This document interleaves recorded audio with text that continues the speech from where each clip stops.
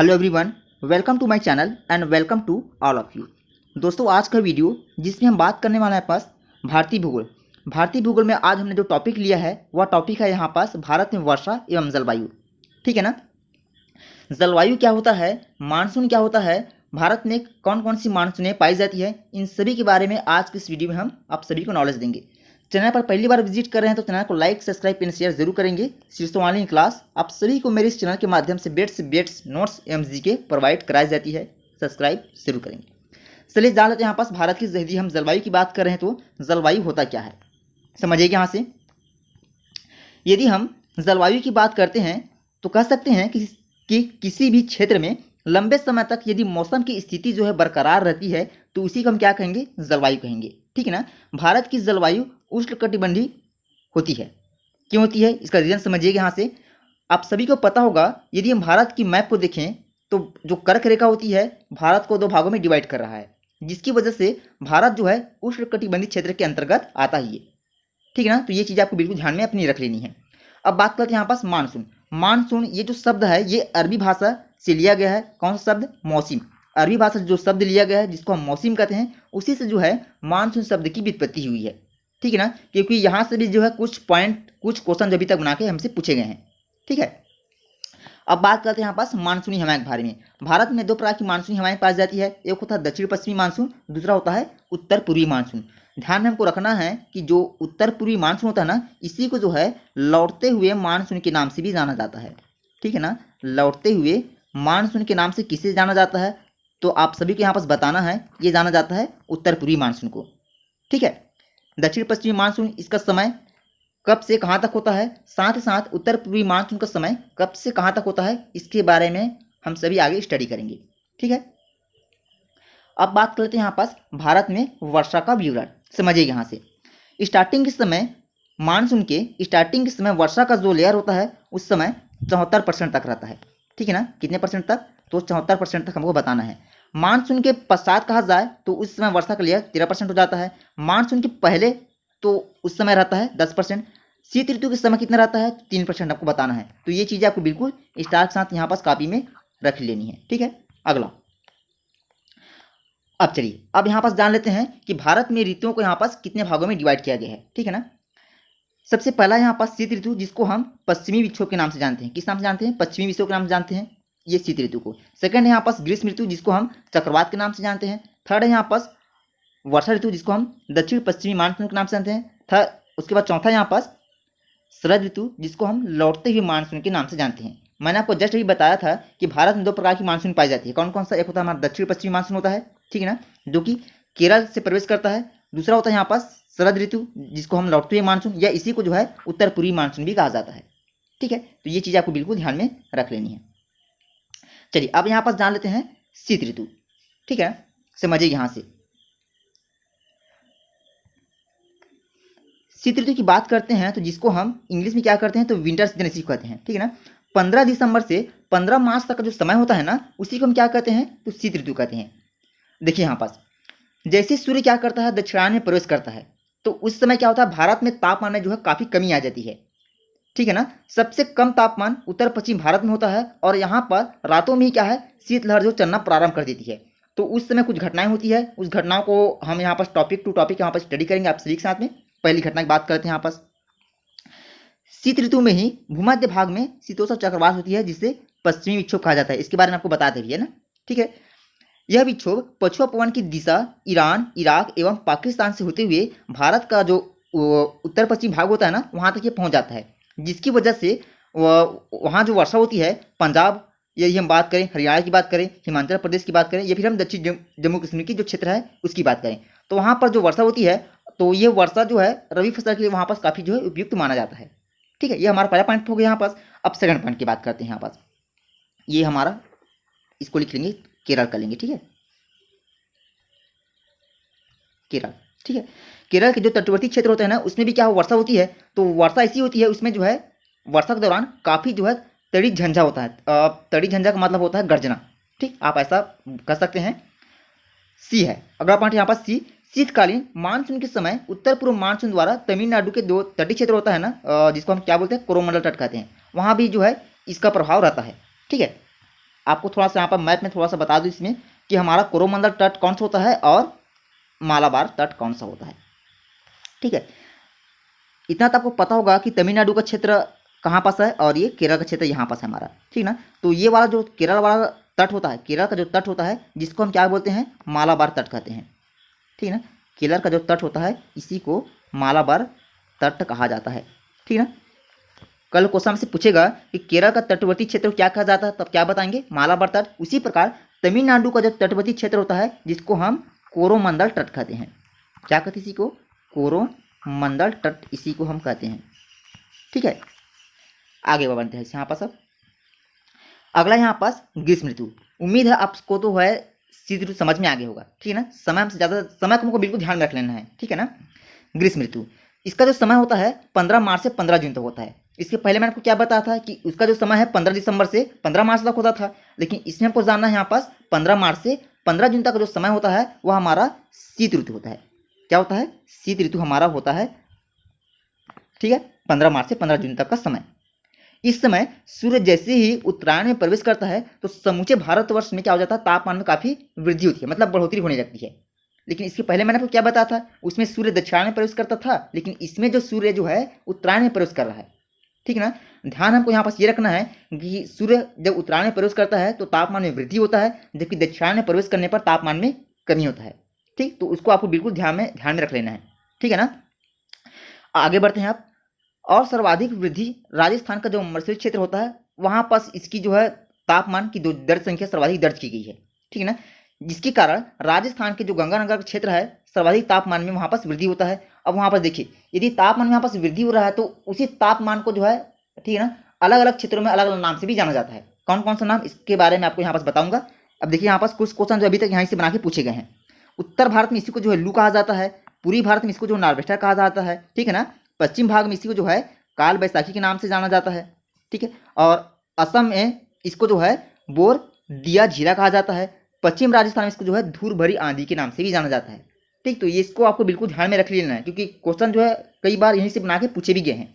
ठीक है ना, अब जब यह गर्म पानी आर्द्र समुद्री पवनों के संपर्क में आता है तो इसी को जो है घनघोर वर्षा कहते हैं। अब समझिएगा, जब यही जो है मैंने क्या बताया अभी जस्ट ही कि यही जब गर्म पानी जो है आर्द्र समुद्री पवनों के संपर्क में आता है तो इसको घनघोर वर्षा, मतलब घनघोर वर्षा होती है। ठीक है, तो उसको जो है अब कुछ क्षेत्रों में इसको जो है अलग अलग नाम से भी जाना जाता है। अब यहाँ पर समझिएगा, कर्नाटक में इसी को किस नाम से जाने जाएंगे, तो भाई हमको बताना है यहाँ पास, कर्नाटक में इसको जो है अब कहा जाता है चेरी ब्लॉसम कहा जाता है। इसी को क्या कहा जाता है, चेरी ब्लॉसम इसी को कहा जाता है। दक्षिण भारत में इसको जो है आम्र सांवर या फिर इसको जो आम्र वृष्टि कहा जाता है। क्यों कहा जाता है, क्योंकि ये जो वर्षा होती है ना आम की फसल के लिए काफी लाभदायक होती है। ठीक है, असम में जो इसको जो है टी सावर के नाम से जाना जाता है, ये काफी मोस्ट रहेगा आप सभी के लिए।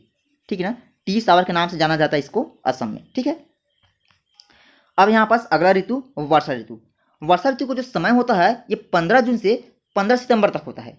ठीक है, क्योंकि उस समय जो है सूर्य क्या होता है, उत्तरायण में होता है। इसको आप थोड़ा सा लिख लेना है, उत्तरायण। ठीक है ना, कुछ शब्द यहाँ पास क्या है थोड़ा सा उल्टा हो गया है, आप सभी को पता होगा यहाँ पास कि क्या है, पीडीएफ में कन्वर्ट करते हैं ना तो कीबोर्ड जो है कुछ वर्ड्स को लेता नहीं है। ठीक ना, थोड़ा सा उसी नाम से थोड़ा सा उल्टा हो जाता है। ठीक, आई होप आप इसके बारे में बिल्कुल जानते होंगे। ठीक है, जो भी यहाँ पास मिसप्रिंट हुआ उसके लिए मैं आप सभी से माफी चाहेंगे। चलिए, जून में उत्तर भारत में सबसे अधिक तापमान दर्ज किया जाता है, जिससे राजस्थान का जो मैदानी क्षेत्र होता है उसमें जो है काफी जो है निम्न दाब हमको देखने को मिलता है। ठीक है ना, किसकी बात हो रही है, अभी वर्षा ऋतु की बात हो रही है, ध्यान रखना है ना सभी को। तो इस निम्न वायुदाब का केंद्र स्थान ग्रहण करने के लिए हवाएं जो है उत्तर की ओर प्रवाहित होने लगती है और दक्षिण गर्भ की जो व्यापारिक पवनें होती है ना उत्तर की ओर बढ़ती है। भारत की विशेष आकृति के कारण इसको हम दो भागों यहाँ पर सब स्टडी करेंगे।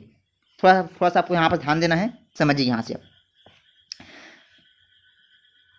देखिए यहाँ से, जून में क्या होता है, उत्तर भारत में सबसे अधिक तापमान दर्ज किया जाता है। क्यों दर्ज किया जाता है, क्योंकि मैंने आपको बताया है कि सूर्य उस टाइम में कौन सा आयन में होता है, तो उत्तरायण में होता है। ठीक है ना, जिससे राजस्थान मैदान क्षेत्र में निम्न दाब विकसित हो जाता है। इतना तो आपको समझ में आ गया होगा कि जितना ताप रहेगा दाब उतना क्या रहेगा, निम्न रहता है। ठीक है ना, इस निम्न वायु दाब केंद्र का स्थान ग्रहण करने के लिए, ठीक है, अब सिंपल सी बात है कि वहां पास यदि वायु का लेयर हटेगा तो वहां पास क्या है, ठंडी हवा यहाँ पास क्या आएगी, चली आएगी। इतना तो आपको पता होना चाहिए कि जो गर्म वायु होती है ना वो क्या होती है, हल्की वायु की अपेक्षा काफी, सॉरी, मतलब जो ठंडी हवा होती है उसकी अपेक्षा क्या ये काफ़ी जो है हल्की होती है, ठीक है ना। और दक्षिण गर्त की जो व्यापारिक पवनी होती है ये क्या है, ऊपर की ओर बढ़ती है ये, ठीक है ना, उत्तर की ओर बढ़ना शुरू कर देती है। अब देखिए यहाँ पास भारत की आकृति कैसा है, तो भारत की आकृति हम बता सकते हैं चतुष्कोणीय है। कैसा ये चतुष्कोणीय होता है, ये हमारे भारत की आकृति है। ये प्रथम कोण, ये द्वितीय कोण, ये चतुर्थ कोण, बता सकते हैं भारत की आकृति कैसा है, चतुष्कोणीय। इसी की वजह से जो हमको आज जो हमने लिया यहाँ पर टॉपिक, कौन सा पॉइंट चल रहा है यहाँ पास, ये चल रहा है वर्षा ऋतु, ठीक है ना, रेनी सीजन। तो इसको हम यहाँ पास अब दो भागों में डिवाइड करेंगे, एक होता है अरब सागर, दूसरा होता है यहाँ पास बंगाल की खाड़ी, ठीक है। तो अरब सागर वाला पार्ट्स हमारा ये होता है, ठीक है ना, और बंगाल की खाड़ी वाला हमारा पार्ट्स ये होता है, जिसको हम बंगाल भी कहते हैं इंग्लिश में, ठीक है। अब जानते हैं यहाँ पास अरब सागर के बारे में कुछ। अरब सागर की शाखा पश्चिम घाट से होकर पश्चिम घाट पर क्या करती है, वर्षा करती है।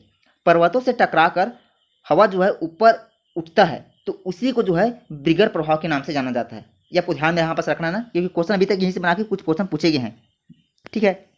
पर्वतों से टकराकर यदि हवा जो है ऊपर उठता है तो उसको किस प्रभाव के नाम से जाना जाता है, तो उसको जो है ब्रिगर प्रभाव के नाम से जाना जाता है। मेरी बात समझ रहे हैं।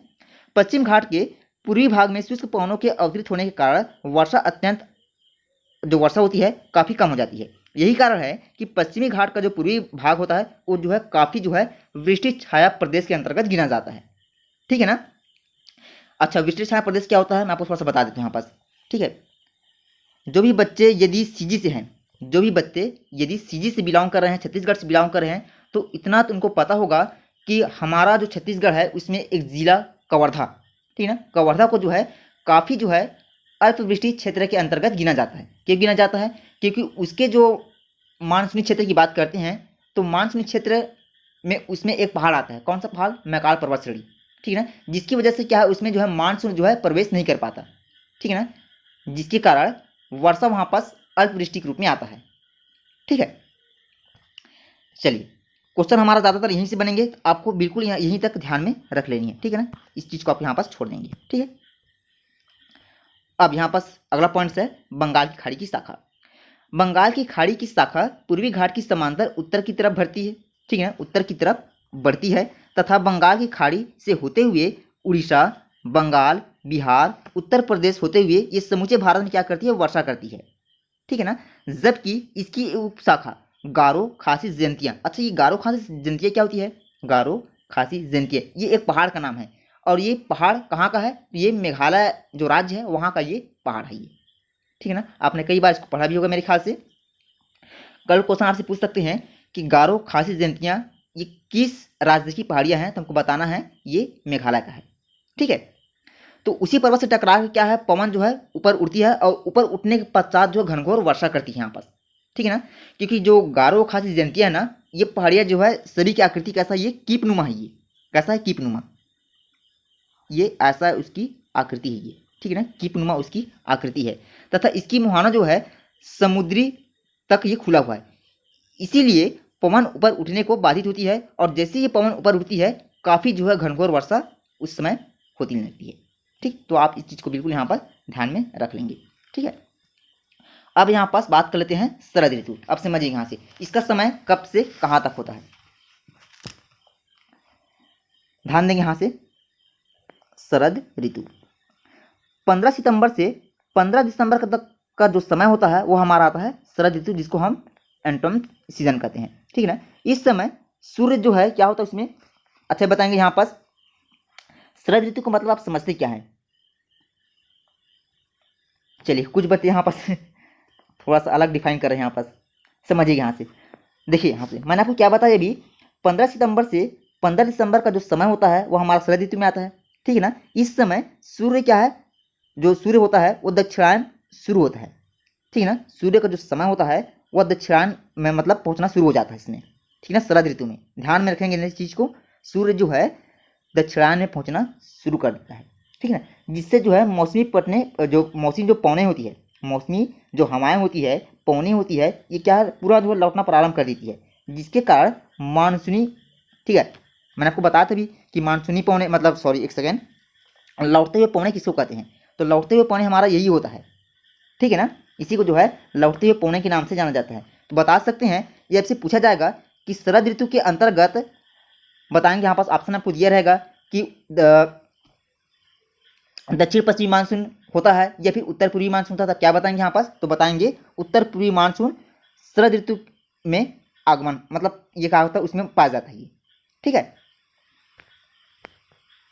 चैनल पर पहली बार विजिट करें तो चैनल को लाइक सब्सक्राइब एंड शेयर जरूर करेंगे। शीर्ष ऑनलाइन क्लास आप सभी को मेरे इस चैनल के माध्यम से बेट्स नोट्स एवं जो है जीके प्रोवाइड कराई जाती है, सब्सक्राइब जरूर करेंगे। सो लव यू गाइस, फिर मिलेंगे इसी वीडियो के साथ, तब तक के लिए जय हिंद, वंदे मातरम, वेलकम। क्या हुआ इस वीडियो में जो है कुछ शब्द या कुछ वर्ड्स ऐसे थे जो कि क्या टाइपिंग थोड़ा सा काफ़ी मिस्टेक हो गए, ठीक है ना। तो आफ्टर ऑल आप सभी से मैं क्षमा चाहूँगा। यदि कुछ ऐसे वर्ड्स हैं जो आपकी समझ में नहीं आएंगे तो बिल्कुल कमेंट सेक्शन में कमेंट कर मुझे बताएंगे। मैं कोशिश करूँगा आप सभी के यहाँ पास जो भी आपकी जो शंकाएँ हैं सभी जो बिल्कुल दूर हो सके, ठीक है ना।